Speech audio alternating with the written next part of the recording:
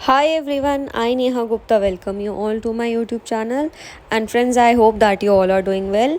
तो जो आज की हमारी वीडियो है फ्रेंड्स वो है मॉडर्न पॉलिटिकल फ़िलॉसफ़ी पेपर के एक टॉपिक के ऊपर दैट इज़ जॉन स्टुअर्ट मिल। तो आज हम जॉन स्टुअर्ट मिल की पॉलिटिकल फ़िलॉसफ़ी को डिस्कस करने वाले हैं। तो फ्रेंड्स जैसा कि आपको स्क्रीन पर दिख ही रहा होगा ये PDF देखकर, ये हमारी मेन बुक में से ये a history of political thought में से ही है। तो ऐसा तो मैंने कुछ अलग इसमें नहीं करा है, बस मैंने इसको हाईलाइट करा हुआ है सो दैट आप अपना टाइम सेव कर सके इस PDF को रेफ़र करके। मैं आपको आज इस वीडियो में शॉर्ट पॉइंट्स बता दूंगी हर पैराग्राफ के लिए, जिसको ध्यान में रख के आप अपना एक माइंडसेट बना सकते हैं, उस पैराग्राफ को आगे पढ़ सकते हैं जिससे कि आपको वो याद करना ईजी हो जाए। तो चलिए आज की हमारी वीडियो शुरू करते हैं। John Stuart Mill was the most influential political thinker of the 19th century. तो फ्रेंड्स जो JS मिल थे वो 19th सेंचुरी के एक बहुत ज़्यादा इन्फ्लुएंशियल पॉलिटिकल थिंकर थे and he criticised Benthamite utilitarianism that was regarding the greatest happiness of the greatest number. He defined it because he argued, like he was of the opinion that a distinction should be made between the happiness and pleasure।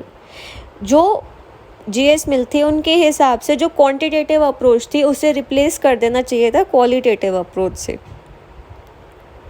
Mill also convincingly argued for a defence of basic freedoms by laws. तो जो JS Mill थे वो basic freedoms को भी individuals के define करते थे and he made a important distinction between the public sphere regulated by law and the private sphere regulated by morality। and friends जैसा कि हमने और thinkers के बारे में पढ़ा है कि they were patriarchal in approach, but जो JS मिल थे वो ये कहते थे कि both men and women should get equal rights। Mill, unlike many contemporary liberals, championed women rights, seeing sexual inequality as ethically and legally untenable।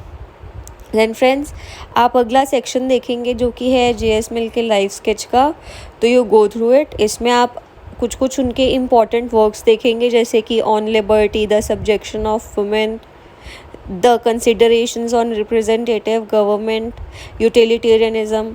आप ये सब कुछ रेफ़र करेंगे इस वीडियो के through.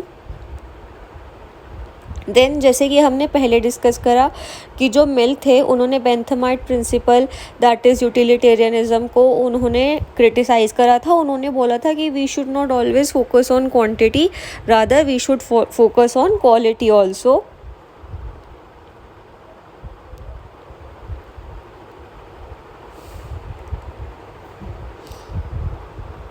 Then you see that he also defended the individual freedom and individuality।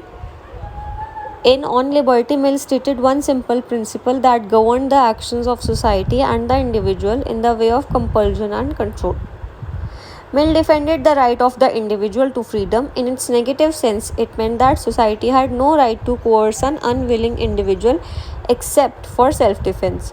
तो according to Mill, coercion was not a good idea with regard to state, with its relation with the individual, and in its positive sense, it meant that grant of the largest and greatest amount of freedom for the pursuit of the individual's creative impulses and energies।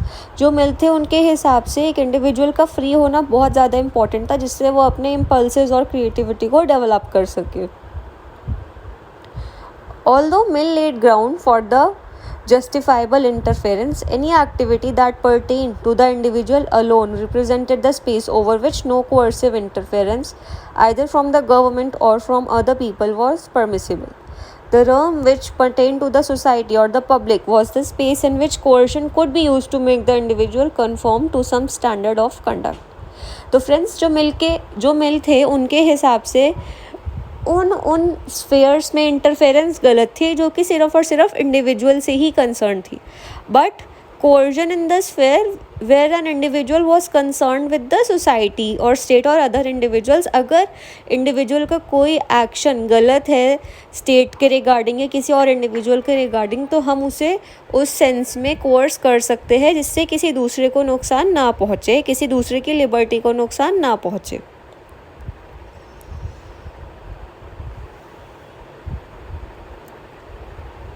आगे चलते हुए हम ये देखते हैं कि उन्होंने equality with in the family and between the sexes के बारे में क्या कहा है।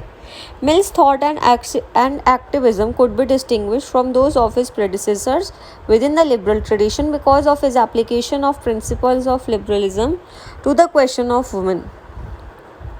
Mill rightly regarded improvement in the position of women as a concern not restricted to the woman alone but to entire humankind. The subjection therefore made a strong claim for equal status in three key areas: women's right to vote, right to equal opportunities in education and employment. तो दोस्तों हमने ये सबसे पहले introduction में discuss करा था कि जो JS मिलती he was of the opinion that equality should exist between and among both the sexes, that is main and women. उनके हिसाब से 3 की एरियाज़ थे जहाँ पर इस इक्वालिटी का, फ्रीडम का होना बहुत ज़्यादा ज़रूरी था. First, women's right to vote, second, right to equal opportunities in education and thirdly in employment. तो आप ये देखेंगे जो भी ये सारा हाईलाइटेड मटेरियल है, आप इसे अपना आंसर फ्रेम करने के लिए यूज़ कर सकते हैं.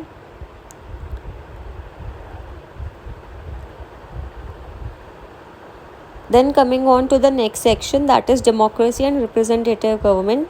Mill regarded representative democracy as necessary for progress as it promoted virtue, intelligence and excellence. It also allowed the education of citizens.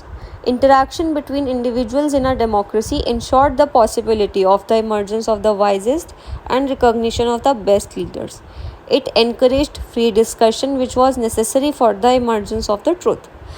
तो जो मिल थे वो डेमोक्रेसी और रिप्रेजेंटेटिव गवर्नमेंट को सपोर्ट करते थे. उनके हिसाब से it promoted virtue, intelligence and excellence. And जैसे जो एक डेमोक्रेसी होती है वहाँ पर debates and discussion at all takes place. तो उनके हिसाब से सच्चाई तभी बाहर आ सकती है जब एक फ्री डिस्कशन एंड डिबेट का एनवायरनमेंट होगा जो कि डेमोक्रेसी फैसिलिटेट करती है.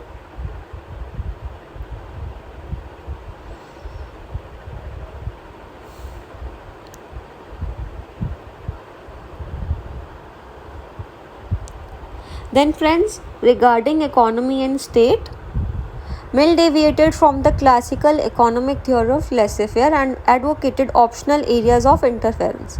तो फ्रेंड्स, जैसे कि हमें laissez-faire का कॉन्सेप्ट पता है, that is free market, like individuals are free to do what they want.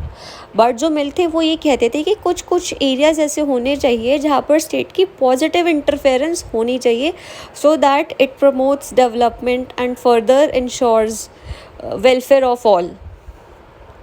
वो ये नहीं कहते थे कि पूरी की पूरी फ्री मार्केट या फ्री इकोनॉमी ही होनी चाहिए. नो, उनके हिसाब से positive interference was okay.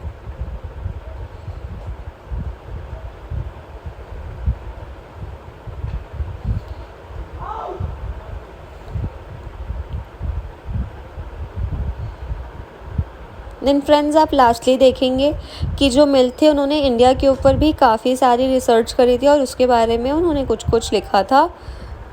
Mill's autobiography and his private letters indicated that he looked upon his Indian duties as essentially belonging to his official employment rather than of personal interest. He was skeptical about the feasibility and success of representative governments in Asia, including India. The reason was the passivity of its people, which was due to centuries of despotism, preventing them from taking an active posture in the public sphere. तो जैसे कि friends हमने पहले बोला था कि जो मिल है वो रिप्रेजेंटेटिव एंड डेमोक्रेटिक गवर्नमेंट को सपोर्ट करते थे, बट ही वॉज डाउटफुल कि ये इंडियन सिनेरियो में भी सक्सेसफुल होगा क्यों या नहीं होगा, क्योंकि उनको लगता था कि जो इंडियन सिटीजन्स है they were passive in nature and it was not their fault, it was because that they were under the control of colonial authorities for the past centuries. तो वो इस चीज़ के रिगार्डिंग बहुत ज़्यादा डाउटफुल थे. Then friends, lastly आप इसमें conclusion देख सकते हैं.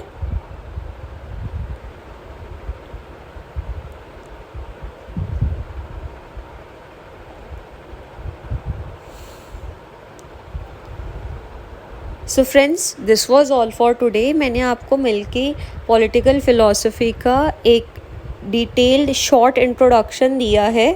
बाकी अदर डिटेल्स को रेफ़र करने के लिए आप ये वीडियो और हाईलाइटेड मटेरियल को रेफ़र कर सकते हैं. and you can also refer to my Telegram channel for other PDFs, and the link to which I'll provide you in my comment section. And I hope that you're finding these short videos useful, and do like and share it and subscribe to the channel. Thank you so much.